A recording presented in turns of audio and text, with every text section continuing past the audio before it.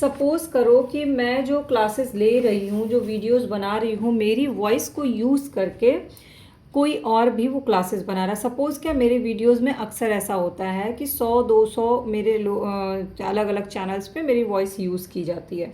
यानी मेरा जो क्रिएशन है वो क्या होता है, प्रोटेक्ट नहीं हो पा रहा है, उसका इस्तेमाल कोई और कर ले रहा है।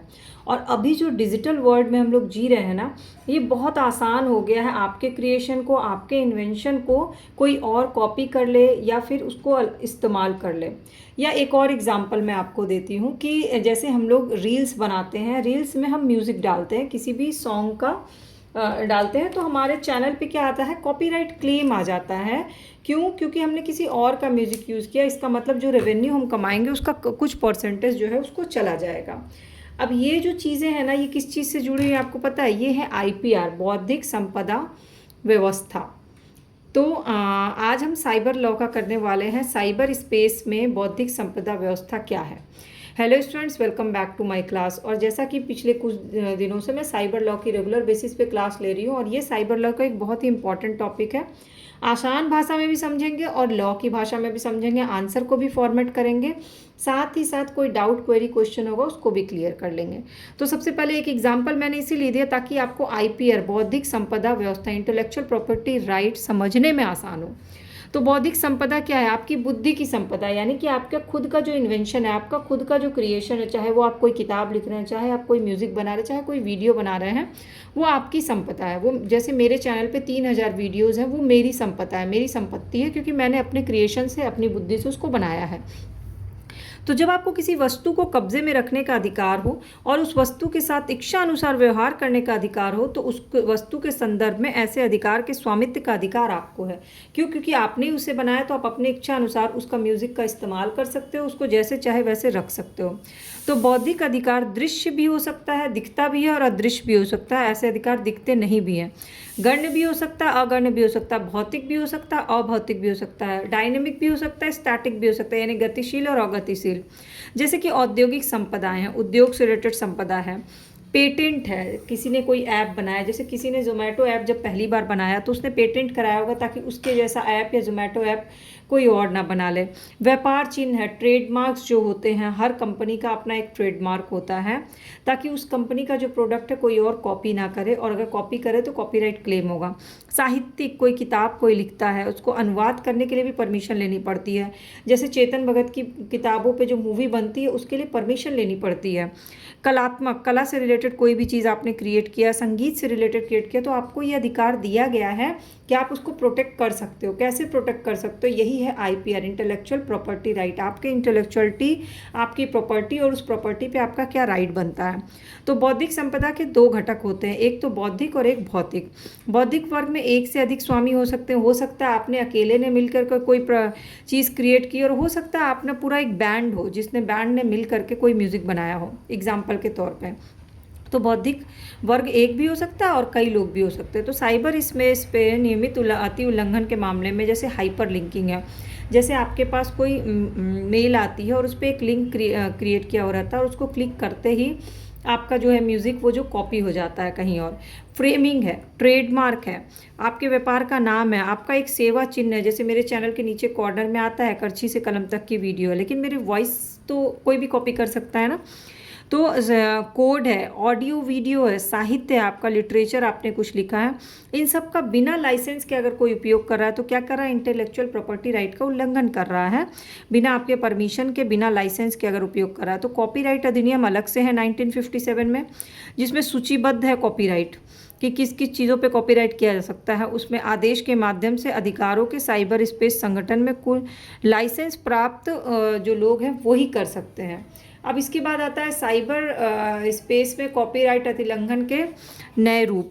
तो सबसे पहले आता है कॉपीराइट अतिलंघन में कैचिंग और प्रॉक्सी। तो कैचिंग और प्रॉक्सी कैचिंग क्या होता है? कैचिंग और प्रॉक्सी कैचिंग, इसमें साइट से सामग्री की कॉपी को निकालना, किसी भी साइट से जाके किसी वीडियो को डाउनलोड करके फिर रीपोस्ट कर लेना। सपोज लिंकिंग और हाइपर लिंकिंग, जैसे HTML का कोई डॉक्यूमेंट है, उसमें एक लिंक दिया हुआ है और उस पर क्लिक करते पूरा लिंक जो है वो कॉपी हो जाता है, पूरा आपका दस्तावेज जो है वो कॉपी हो जाता है। इनलाइन लिंकिंग, लिंक करने के लिए इमेज का यूज़ किया जाता है। फ्रेमिंग, किसी अन्य वेबसाइट की जानकारी तैयार करना, नकली वेबसाइट बनाना। कॉपीराइट सामग्री को डाउनलोड अपलोड करना, मान लीजिए कोई ऐसा वीडियो है या ऐसा कोई कहते हैं ना कुकिंग रेसिपी या कुछ भी है, क्लासेज हैं, उसको बिना परमिशन के आपने डाउनलोड कर लिया, ठीक है, चलो आपको देखना था दोबारा इसलिए आपने डाउनलोड किया, लेकिन उसको अपने चैनल पे अपलोड कर लिया, तो ये क्या हुआ, IPR का उल्लंघन हुआ। अनुमति के बिना, अगर आपने जिसकी क्लास है उसकी अनुमति के बिना अगर उस क्लास को इस्तेमाल करके डाउनलोड करके अपलोड भी कर दिया तो। रैम कॉपी करना, मान लीजिए किसमें रैम ने अपना डाटा सेव किया और आपने उसका पूरा डाटा ही कॉपी कर लिया, तो ये क्या हुआ, डाटा चोरी नहीं हुआ बल्कि IPR का उल्लंघन हुआ। डिजिटल औपचारिक लाइसेंस होना चाहिए, ये एक विधिक साधन है। और डिजिटल साधनों को ऑनलाइन वितरण करना। मेटा की खोज, मेटा आपने आजकल देखा होगा ना, मेटा वेरीफाइड होता है आपका फेसबुक पे, एक ऑनलाइन सूचना का उपकरण है। Peer to peer file sharing, जैसे कोई ऑडियो फाइल है, संगीत की फाइल है, तो पीयर टू पीयर शेयरिंग होगी, उसमें एक सॉफ्टवेयर अलग से होता है जो कि इंटरनेट पायरेसी को वो करता है, इंटरनेट पायरेसी को बढ़ावा देता है। फाइल शेयरिंग से वायरस भी शेयर हो जाते हैं।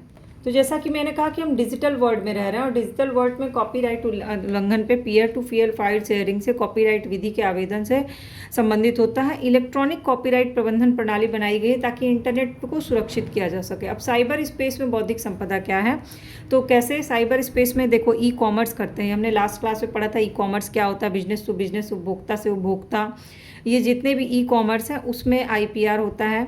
क्योंकि जैसे फ्लिपकार्ट से आपने कोई चीज़ ऑर्डर किया, ठीक है, और फ्लिपकार्ट वालों ने आपको डिलीवर किया, तो फ्लिपकार्ट क्या है, एक बीच का पुल है जो आपके उपभोक्ता और कंपनी के बीच पुल का काम कर रहा है। तो जो ई-कॉमर्स के दौरान भी IPR का उल्लंघन होगा। ई बिजनेस के दौरान किसी की इंटेलेक्चुअल प्रॉपर्टी जो होगी उसका के कारण बौद्धिक संपदा अधिकार की ऑनलाइन सुरक्षा करने का एक चिंता का विषय बन गया है। तो साइबर स्पेस में किताबें हैं, संगीत है, आजकल ऑनलाइन बुक्स मिल रही है, म्यूज़िक है, मूवीज़ है जिसकी पायरेसी हो रही है, कोई पेंटिंग है जो इंटरनेट पे आसानी से उपलब्ध हो रहा है, ओरिजिनल जो है उसका दाम अलग है और फोटोकॉपी प्रिंट आउट निकाल के उसको बेचा जा रहा है। तो IPR और साइबर विधि का अलग अलग नहीं है इसमें। कॉपीराइट अधिनियम में 1957 में उपबंध किया गया है और ये आर्थिक अधिकार से जैसे हैं किसी कार्य की फोटोकॉपी जारी करने का अधिकार, सार्वजनिक प्रदर्शन का अधिकार, जनता के लिए संचार का अधिकार है, किसी भी बुक का अनुवाद करने का अधिकार है और अनुकूलन का अधिकार। ये अधिकार साइबर स्पेस में बौद्धिक संपदा के तहत दिए गए हैं विद परमिशन। फिर अधिनियम की धारा 2(9) कहती है कि डाटा सेट के रूप में कंप्यूटर की प्रोग्रामिंग। धारा 13 कहता है कि कॉपीराइट मूल साहित्यिक, नाटकीय, संगीतमय कार्यों में लागू मूल से कॉपी करना कॉपीराइट का उल्लंघन है। म्यूज़िक को कॉपी करना म्यूज़िक का उल्लंघन। और फिल्म इंडस्ट्री में आप देखिए अक्सर इस चीज़ को लेके केसेस होते रहते हैं। पुराने गाने को ही रीमिक्स कर करके अगर बिना परमिशन के करते हैं तो वो क्या है, कॉपीराइट का उल्लंघन होता है। इसके लिए अपनी कृति का पंजीकरण, लेकिन ये तभी उल्लंघन माना जाएगा जब आपने अपनी, जैसे मैंने अपने उसका कोई पंजीकरण अगर नहीं कराया तो मैं कॉपीराइट क्लेम नहीं कर सकती हूँ, ठीक है। धारा 21, तो इसके लिए पंजीकरण के लिए इंटरनेशनल लेवल पे संस्था है WIPO, ये वैश्विक स्तर पे प्रोटेक्शन देता है ताकि कोई भी आपके क्रिएशन का मिसयूज़ ना कर सके, आपके क्रिएशन की कॉपी ना कर सके, आपके ट्रेडमार्क और पेटेंट का गलत इस्तेमाल ना कर सके, चाहे वो आपकी बुक हो, म्यूज़िक हो। और ये डिजिटल वर्ल्ड में ये सपोर्ट बहुत ज़्यादा ज़रूरी होता है, इकोनॉमिकली भी। इसके बाद धारा 51 कहता है कि एक नोटिस की प्रणाली होती है। धारा 52 कहता है कि इंटरनेट मध्यस्थ और सेवादाता को परिभाषित किया गया। धारा 63 कहता है कि आपराधिक प्रतिबंधों को निर्धारित किया गया। धारा 79(3) कहता है कि वास्तविक प्राप्त करने सरकार द्वारा अधिसूचना। तो इस तरह से आप देखिए तो साइबर स्पेस में बौद्धिक संपदा अपने आप में डिजिटल वर्ल्ड में एक बहुत ही इम्पॉर्टेंट फैक्ट है, इम्पॉर्टेंट प्रक्रिया है। क्योंकि अगर ये प्रोटेक्शन हमें नहीं मिलेगा, किसी को भी नहीं मिलेगा, तो डिजिटल वर्ल्ड में बहुत मुश्किल हो जाएगा, क्योंकि इससे इकोनॉमिकली भी नुकसान होगा और क्रिएशन और इन्वेंशन को भी नुकसान होंगे, ओरिजिनलिटी ख़त्म हो जाएगी। इसीलिए ये प्रोटेक्शन बहुत ज़रूरी है IPR का। तो अब आपसे कोई पूछेगा कि साइबर स्पेस में IPR इंटेलेक्चुअल प्रॉपर्टी राइट क्या होता है, क्या सुविधा दी गई है, किस तरह से IPR का उल्लंघन, क्या क्या चीज़ें करने से उल्लंघन माना जाता है, तो आप इस फॉर्मेट को फॉलो करके आंसर लिखिएगा। इसके बाद भी आपको कोई डाउट, क्वेरी, क्वेश्चन रह गया होगा तो कमेंट सेक्शन में पूछिएगा। बाकी की क्लासेस चैनल के प्लेलिस्ट पे अपलोडेड है, उसको ज़रूर देखिएगा। और अगर अच्छी लगेगी तो सब्सक्राइब या फॉलो बटन को क्लिक कर लीजिएगा।